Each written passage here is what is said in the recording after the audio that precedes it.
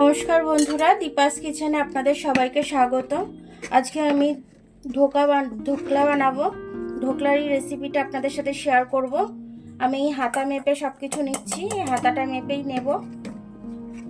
তো আমি দু চামচ এরকম বেসন নিয়ে নিচ্ছি। আপনারাও যদি করেন এরকম মেপে করবেন। স্বাদ অনুযায়ী নুনটা দিয়ে দেবো আমি। আপনারা আপনাদের স্বাদ অনুযায়ী নুনটা দিয়ে দেবেন। 1 চামচের মতো একটু চিনি দিয়ে দিলাম। অল্প একটু হলুদ দিয়ে দেবো আমি। এবার আমি ব্যাটারটাকে মিশিয়ে নেবো ভালো করে এটাকে। এবার আমি অল্প অল্প করে জল দেব। জল দিয়ে আমি ব্যাটারটাকে বানিয়ে নেব। বেশি একটা পাতলা করব না আমি একটা কেক টিন নিয়ে নিয়েছি। কেক টিনটার মধ্যে আমি তেল ব্রাশ করে নেবো। একটু তেল দিয়ে দিচ্ছি আমি এটার মধ্যে। পুরো তেলটা আমি গ্রিস করে নেবো এটার মধ্যে, ভালো করে মাখিয়ে নেবো। আমি ইনো দিয়ে দিচ্ছি একটু ফরম্যাট হওয়ার জন্য। এটা একটু লেবুর রস দিয়ে দিচ্ছি। ভালো করে এটাকে আমি মিশিয়ে নেবো। এবারে দেখুন এটা আরও ফুলে গেছে আমার। এবার এটা আমি কেক টিনের মধ্যে ঢেলে দেব। আমি এরকম ঘনত্ব রেখেছি, তাহলে ফুলবে ভালো, সে কারণে এই ঘনত্বটা আমি রেখেছি। এটা একটুখানি আমি ঠিক করে নিলাম। এবার আমি এখানে জল গরম বসিয়ে দিয়েছি। কেক টিনটা আমি এটার মধ্যে বসিয়ে দেবো। এবার আমি এটা চাপা দিয়ে দেবো। এটা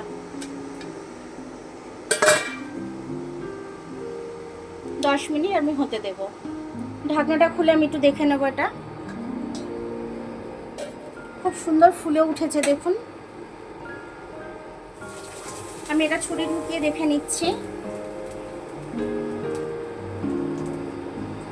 একদম ক্লিয়ার বেরিয়েছে আমার ছুরিটা। এবার আমি এটাকে নামিয়ে নেব। আমি একটু সাইড থেকে ছাড়িয়ে নেব।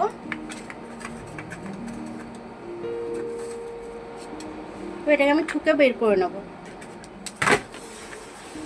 খুব সুন্দর হয়েছে, খুব স্পঞ্জি হয়েছে। এটাকে কেটে নেব আমি।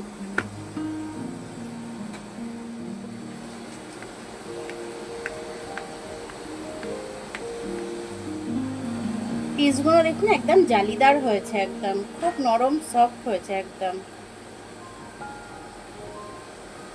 খুব সুন্দর হয়েছে। এবার আমি এর মধ্যে কারি পাতাটা দিয়ে সাম্বারটা দিয়ে দেবো। একটু সর্ষে ফোড়নে দিয়ে দিলাম। কটা কারি পাতা দিয়ে দিচ্ছি।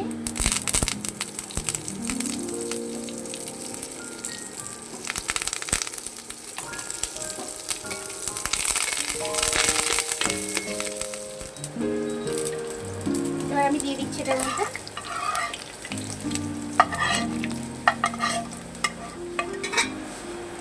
আমার ঢোকলার রেসিপিটা কিন্তু খুব সুন্দর হয়েছে।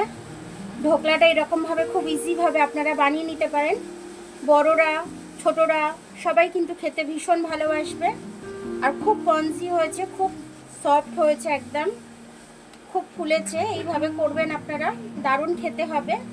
বাচ্চাদের টিফিনে দিলে বাচ্চারা টিফিন শেষ করে আসবে। বড়দের লাঞ্চ বক্সেও দিতে পারেন, হালকা ফুলকা খেতে ভালো লাগবে। আপনারাও খেতে পারেন, দারুণ লাগবে খেতে। তো আমার রেসিপিটা দেখার জন্য অনেক অনেক ধন্যবাদ। আমার ভিডিওটা যদি আপনাদের ভালো লাগে লাইক, সাবস্ক্রাইব, বেল আইকনটা একটু টিপে দেবেন। আর যদি ফেসবুক থেকে দেখেন লাইক আর ফলোটা একটু করে দেবেন। আবার কাল দেখা হবে নতুন রেসিপির সাথে। ততক্ষণ আপনারা ভালো থাকবেন, আমি আসছি।